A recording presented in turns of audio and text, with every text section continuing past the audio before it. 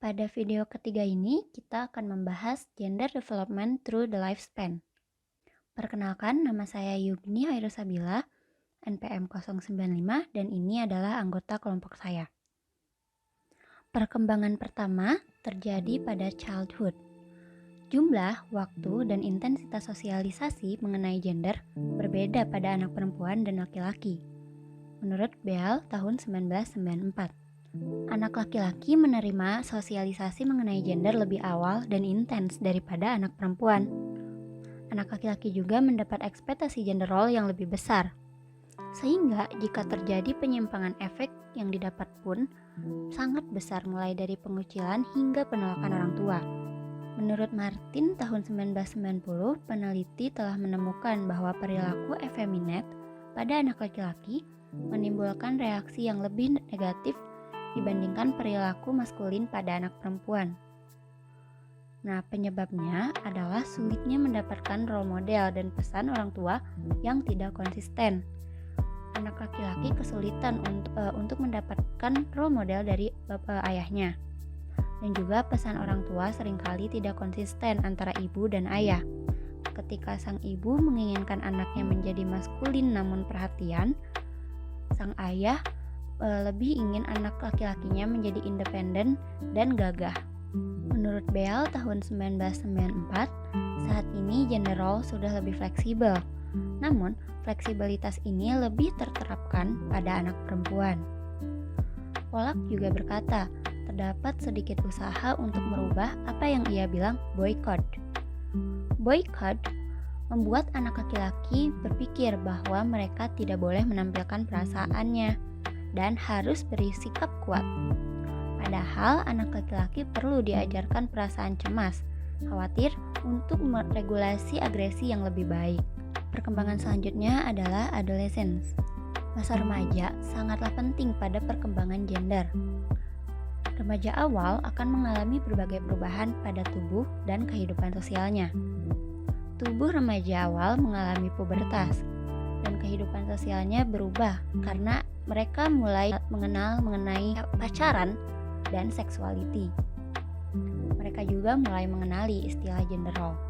Menurut Galambos pada tahun 2004, gender intensification hypothesis menyatakan perbedaan psikologis dan perilaku antara laki-laki dan perempuan menjadi besar pada awal remaja karena meningkatnya dorongan untuk menghadapi gender role maskulin dan feminim yang tradisional. Nah, gender intensification dapat membuat masalah yang spesial pada laki-laki.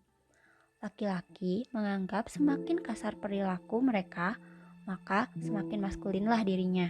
Lalu, penelitian terbaru menemukan bahwa laki-laki dan perempuan yang melakukan perilaku ekstrim gender type memiliki school engagement dan school attachment yang lebih rendah. Menurut Ueno dan McWilliam pada tahun 2010. Selanjutnya ada perkembangan pada adulthood and aging. Di sini ada gender and communication. Terdapat dua cara komunikasi yang digunakan oleh wanita dan pria. Cara berkomunikasi yang pertama adalah rapport talk. Cara komunikasi ini merupakan cara komunikasi dengan membangun koneksi dan menegosiasikan hubungan. Biasanya digunakan oleh wanita. Nah, wanita lebih menyukai rapport talk dibandingkan pria. Hal ini biasanya menimbulkan masalah. Kenapa? Karena pria lebih menyukai report talk. Report talk adalah cara berkomunikasi dengan memberikan informasi. Biasanya digunakan oleh pria. Kenapa pria menyukai report talk? Karena menggunakan komunikasi yang ini dapat membuat pria menjadi pusat perhatian melalui penampilan verbalnya. Pria juga menggunakan lisannya sebagai cara untuk mendapat dan mempertahankan perhatian orang lain. Selanjutnya adalah women's development.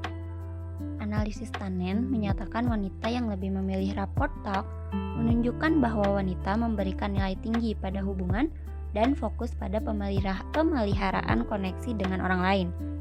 Miller menganggap wanita mempunyai peran besar dalam pengembangan orang lain. Menurutnya, wanita sering berinteraksi dengan orang lain dengan cara menjaga perkembangan berbagai dimensi seperti emosi, intelektual, dan sosialnya. Banyak ahli menekankan pentingnya menjaga motivasi diri bagi seorang wanita, karena mereka seringkali terlalu memperhatikan orang lain dan melupakan dirinya.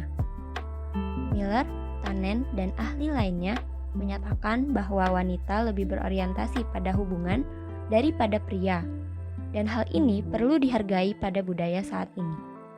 Selanjutnya akan dijelaskan oleh teman saya. Selanjutnya, saya akan menjelaskan tentang men's development. Menurut pandangan Rollstrain dari Joseph Fleck, peran laki-laki kontradiktif dan tidak konsisten. Laki-laki tidak hanya mengalami stres ketika melanggar peran laki-laki, namun juga saat mereka bertindak sesuai dengan peran laki-laki.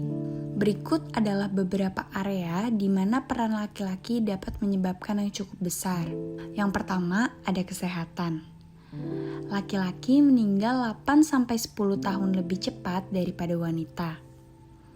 Mereka memiliki tingkat gangguan terkait stres, alkoholisme, kecelakaan mobil, dan bunuh diri yang lebih tinggi. Selain itu, pria lebih mungkin untuk menjadi korban pembunuhan dibandingkan wanita. Singkatnya, peran laki-laki berbahaya bagi kesehatan laki-laki. Yang kedua, ada hubungan pria-wanita. Peran laki-laki seringkali melibatkan ekspektasi bahwa laki-laki harus dominan, berkuasa, agresif, dan harus mengontrol perempuan. Pria sejati, menurut banyak definisi tradisional tentang maskulinitas, memandang wanita dari segi tubuh mereka, bukan pikiran dan perasaan mereka, serta memiliki sedikit minat pada pembicaraan dan hubungan baik. Juga tidak menganggap wanita setara dengan pria dalam pekerjaan ataupun banyak aspek lainnya. Dengan demikian, pandangan tradisional tentang peran laki-laki mendorong laki-laki untuk merendahkan perempuan, melakukan kekerasan terhadap perempuan, dan menolak untuk memiliki hubungan yang setara dengan perempuan. Yang terakhir, ada hubungan pria-pria. Memelihara dan peka terhadap orang lain telah dianggap sebagai aspek peran perempuan, bukan peran laki-laki. Peran laki-laki menekankan pada persaingan daripada kerjasama. Semua aspek dari peran laki-laki ini telah membuat laki-laki memiliki hubungan emosional yang tidak memadai dengan laki-laki lain. Lalu, untuk merekonstruksi maskulinitas mereka dengan cara yang lebih positif, Ron Levin menyarankan bahwa setiap pria harus melakukan 3 hal. Yang pertama, memeriksa kembali keyakinannya tentang kejantanan. Lalu yang kedua, memisahkan aspek berharga dari peran laki-laki. Yang ketiga, menyingkirkan bagian-bagian dari peran maskulin yang merusak. Semua ini melibatkan menjadi lebih cerdas secara emosional, yaitu menjadi lebih sadar diri secara emosional, mengelola emosi dengan lebih efektif, membaca emosi dengan lebih baik, baik itu emosi sendiri maupun emosi orang lain, dan termotivasi untuk meningkatkan hubungan dekat. Selanjutnya, gender and aging. Beberapa ahli perkembangan berpendapat bahwa ada penurunan feminitas pada wanita dan penurunan maskulinitas pada pria ketika mereka mencapai usia dewasa akhir. Bukti menunjukkan bahwa laki-laki yang lebih tua pada usia 60-an menjadi lebih feminin, yaitu menjadi mengasuh, sensitif, dan sebagainya. Tetapi wanita yang lebih tua tidak selalu menjadi lebih maskulin, yaitu menjadi tegas, dominan, dan seterusnya. Dalam studi cross-sectional yang lebih baru, pada individu dari 12 tahun hingga 80 tahun dan lebih tua, pria berusia 70-an lebih mungkin daripada pria yang lebih muda untuk mendukung sifat androgini. Studi ini juga menunjukkan bahwa wanita di usia 80-an dan lebih tua lebih kecil kemungkinannya dibanding wanita yang lebih muda untuk mendukung sifat-sifat maskulin dan androgini. Dan dalam penelitian yang lebih baru, di antara pria dewasa yang lebih tua, mereka yang menikah lebih cenderung mendukung ciri stereotip maskulin, tetapi juga memiliki skor androgeni yang lebih tinggi daripada pria tua yang belum menikah. Studi tentang perbedaan usia yang baru saja dibahas yang bersifat cross-sectional untuk mungkin mencerminkan efek kohort. Efek kohort ini sangat penting untuk dipertimbangkan di berbagai bidang seperti peran gender. Lalu, bahaya ganda yang mungkin juga dihadapi oleh banyak wanita adalah beban usia dan seksisme. Di negara berkembang, tingkat kemiskinan wanita dewasa yang lebih tua hampir 2 kali lipat dari pria dewasa yang lebih tua. Selain beban usia dan seksisme, perhatian khusus juga perlu diberikan kepada wanita etnis minoritas dewasa yang lebih tua. Banyak kelompok etnis imigran secara tradisional telah menurunkan peran perempuan untuk pemeliharaan keluarga. Banyak keputusan penting yang mungkin dibuat oleh suami atau orang tua wanita, dan ia seringkali tidak diharapkan untuk mencari karir atau memasuki dunia kerja, kecuali jika keluarganya sangat membutuhkan uang. Lalu, beberapa kelompok etnis minoritas mungkin menganggap peran wanita yang lebih tua sebagai tidak penting, terutama jika dia tidak dapat berkontribusi secara finansial. Namun, di beberapa kelompok etnis minoritas, status sosial wanita yang lebih tua meningkat. Misalnya, wanita Amerika Afrika yang lebih tua dapat mengekspresikan kebutuhan mereka sendiri dan dapat diberi status dan kekuasaan di komunitas. Sekian penjelasan dari kami. Terima kasih.